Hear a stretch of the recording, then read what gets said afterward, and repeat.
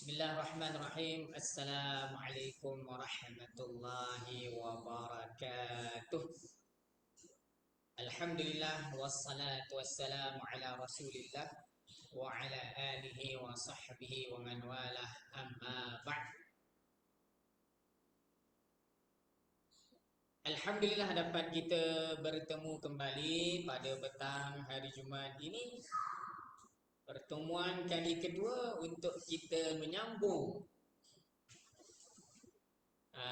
perbincangan tentang tata bahasa Arab, peribahasa Arab yang ada bandingannya dengan peribahasa Melayu. Bersama saya Ustaz Mujahidin bin Rusli. InsyaAllah sekejap lagi saya akan bincangkan peribahasa yang berikutnya, peribahasa yang kedua, InsyaAllah. Baik. Ahlan wa sahlan wa marhaban kepada sidang pendengar, rakan-rakan Facebook semua. Semoga semua berada di dalam keadaan sihat walafiat. Baik. Baik, insyaAllah. Apakah peribahasa yang saya akan ulas pada hari ini? Yang saya akan bincangkan pada hari ini ialah seperti mana yang telah tera-tera di whiteboard, iaitu qabla rimai tumla'ul kanai. Qabla rimai tumla'ul kanai. Qabla maksudnya sebelum, ya. Qabla maksudnya sebelum. Biasa perkataan ini biasa kita orang Melayu biasa dengar lah, qabla.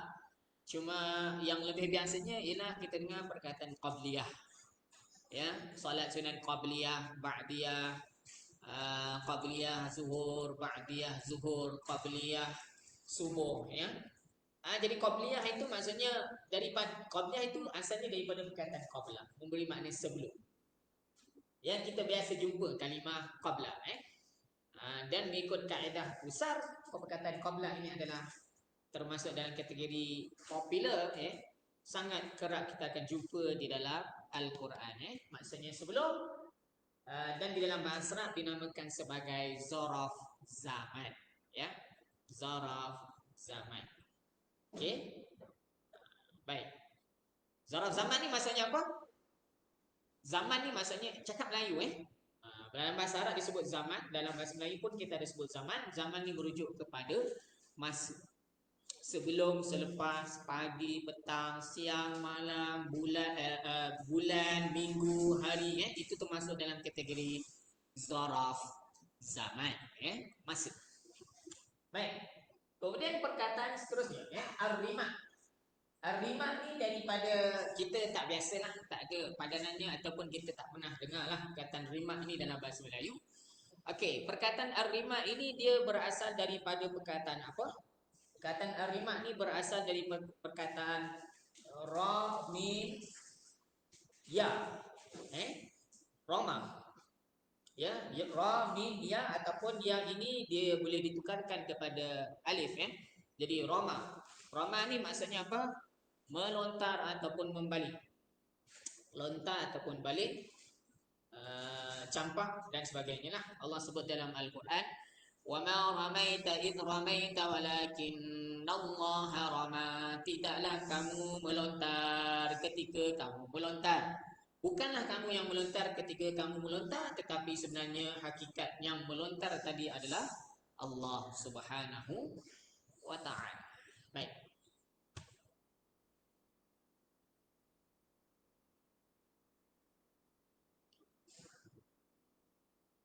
Okey, seterusnya. Kalimah tumla, sebelum roma maksudnya memanah, melontar ataupun kalau panah tu kita memanah lah. Sebelum memanah tumla. Tumla ni daripada perkataan mim lam hamzah. Mala'ah. Mala'ah ini maksudnya penuh. Ya, mala'ah ini maksudnya penuh. Tumla ni maksudnya dipenuhkan. Okey, perkataan mala'ah ini kita tak biasa dengar juga di dalam bahasa Melayu. Okey, tetapi di dalam Al-Quran ada banyak perkataan mala'ah ini disebut, ya. Antaranya ketika Allah membincangkan tentang ahli neraka. Allah sebut dalam surah Al-Waqiah, famali'una minhal butun, famali'una minhal butun. Lalu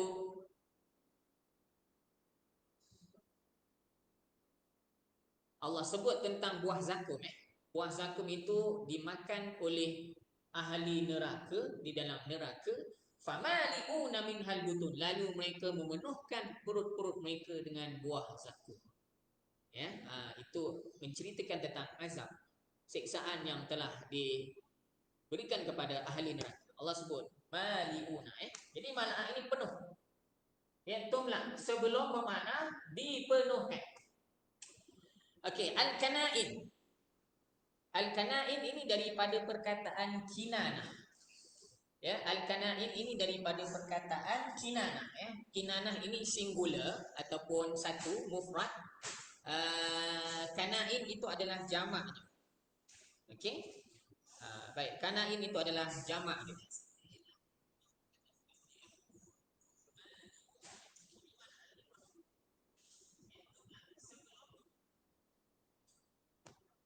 Baik.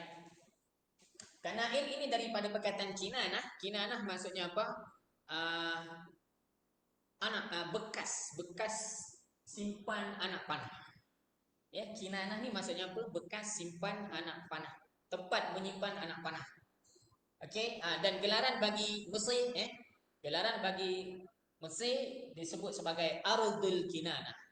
Bumi Kinanah, tempat bumi di mana terletaknya perumpamakan bumi tersebut dengan bekas tempat menyimpan anak panah. Sebab kalau ikut ceritanya, nabi-nabi yang terdahulu yang sampai di Mesir, kebanyakannya mereka telah diuji Allah Subhanahu Wa Taala. Antaranya Nabi Musa, Nabi Harun, Nabi Yusuf, dan lain-lain. Baik.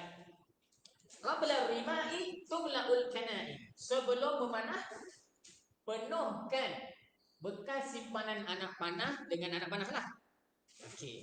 Baik, sebelum memanah, penuhkan bekas simpanan anak panah itu dengan anak panah. Okey, itu peribahasa Arabnya. Qabla rima tumla'ul kana'in. Qabla rima tumla'ul kana'in. Baik, dari segi hukum tata bahasa Arabnya, saya akan ulas ringkas saja. Perkataan qabla ini dari segi hukum tata bahasanya ini adalah mudhaf. Mudhaf ni maknanya kita sandarkan satu perkataan kepada perkataan lain. Perkataan itu tergantung. Contohnya saya nak pergi pasar selepas. Tak faham, tergantung. Oh, selepas asar. Okey, baru faham. Maka selepas itu adalah mudhaf lah. Kita sandarkan satu perkataan kepada perkataan lain. Dan biasanya yang melibatkan masa, ni biasanya dia dalam bentuk mudhaf lah, bersandar. Bila sebut sebelum tak faham. Sebelum apa? Sebelum subuh. Lepas apa? Lepas solat. Bulan apa? Tak faham. Bulan apa? Bulan Februari, bulan Mac dan sebagainya lah. Jadi hukum tata bahasanya qabla ini dia adalah mudhaf. Ar-rima ni adalah mudhafun ilaih yang disandarkan.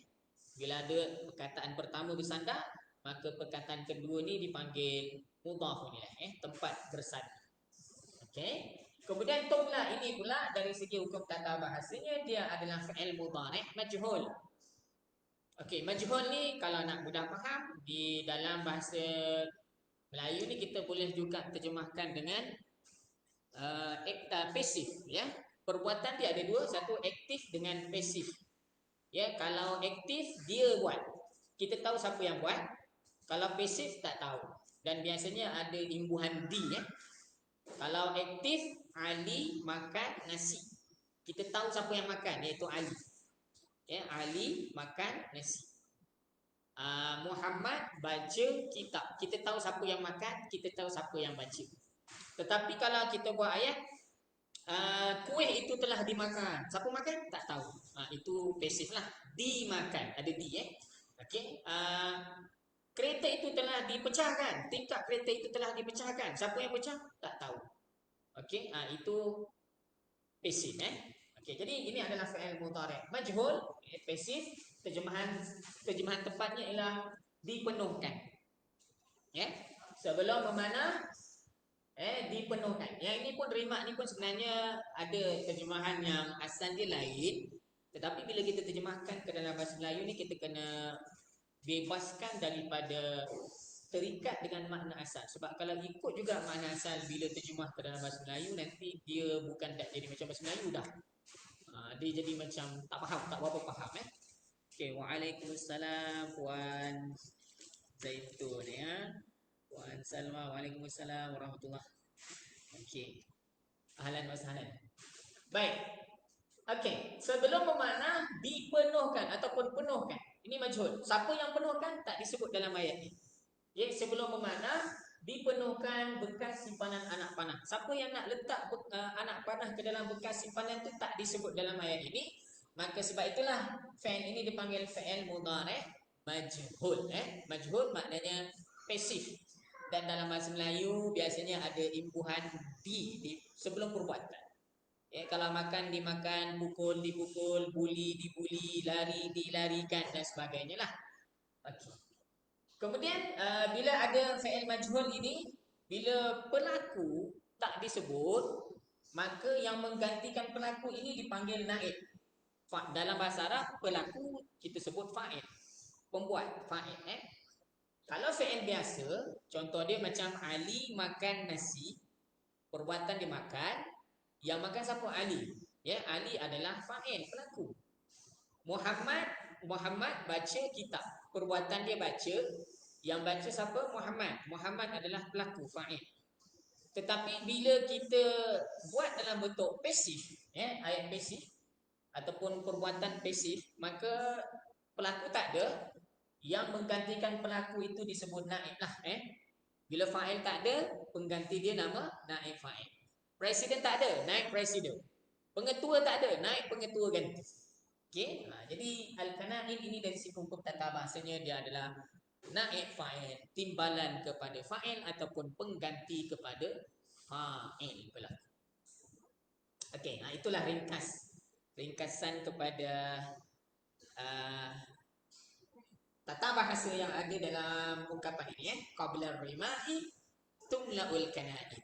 Sebelum memanah, penuhkan bekas simpanan anak panah. Nak penuhkan dengan apa? Dengan anak panah.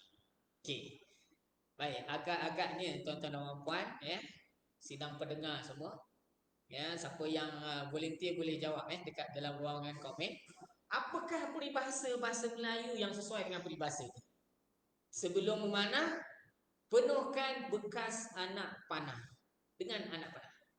Agak-agak apa peribahasa yang sesuai dengan peribahasa Arab ni? Peribahasa Melayu yang sesuai dengan peribahasa Arab ni.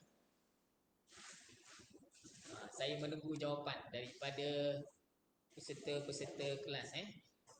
Bukan peserta-peserta kelas, peserta-peserta ataupun pendengar-pendengar live Facebook pada hari ini. Ada yang volunteer nak tolong jawab?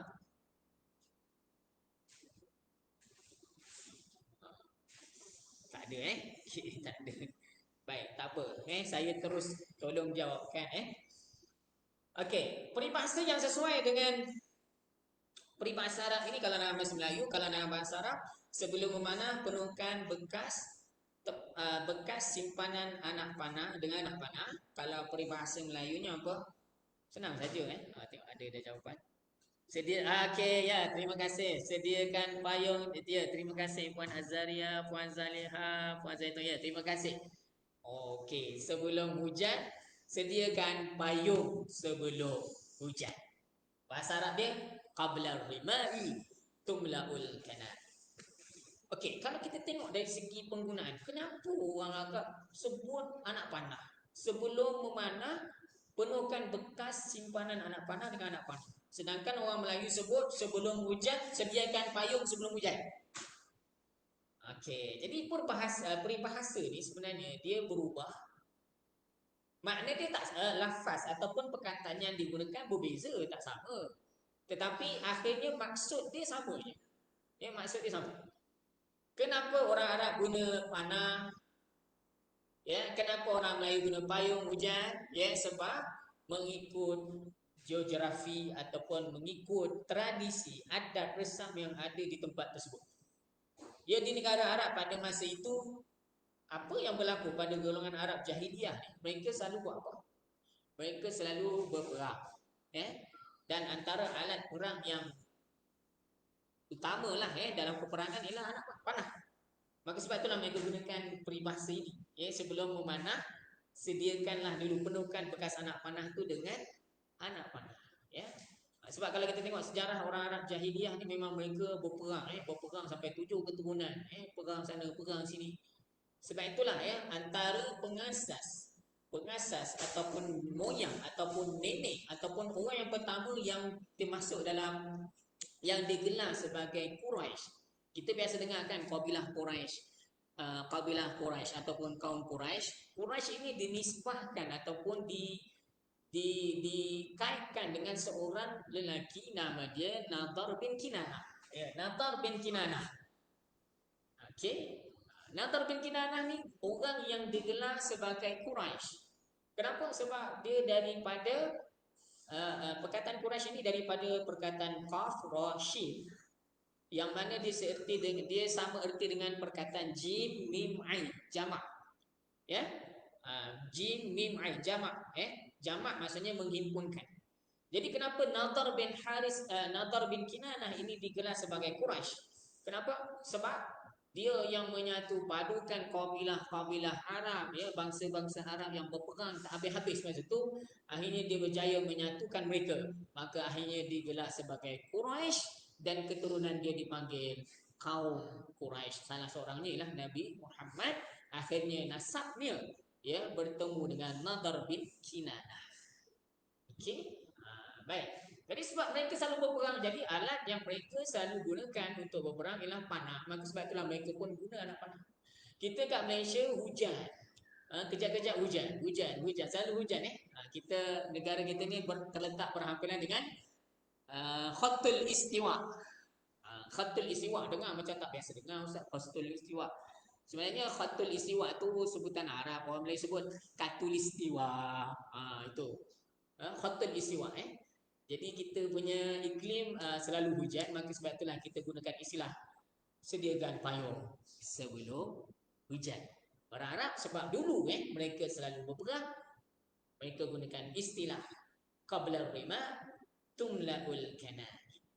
Sebelum memanah, sediakanlah, penuhkanlah bekas simpanan anak panah dengan anak panah. Okey, alhamdulillah. Saya rasa cukup setakat itu perkongsian saya pada kali ini.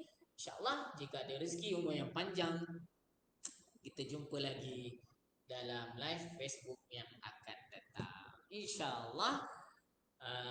Jazakumullah khairan katsira pada tuan-tuan dan puan, pada sidang pendengar yang hadir pada hari ini, yang mendengar, dan insyaAllah siapa yang ketinggalan pun masih boleh ikuti selepas ni, boleh buka je dalam Facebook, ataupun boleh juga tengok dekat dalam YouTube. Nanti video ini ataupun rakaman Facebook Live ni tetap kami akan tinggalkan, ataupun kami akan biarkan ia akan ada dekat dalam Facebook Akademi Hudhud. Jadi siapa yang terlepas masih boleh lihat selepas ini. InsyaAllah kita jumpa lagi dalam sesi yang akan datang, insya-Allah. Wabillahi taufiq wal hidayah. Wassalamualaikum warahmatullahi wabarakatuh. Wassalam.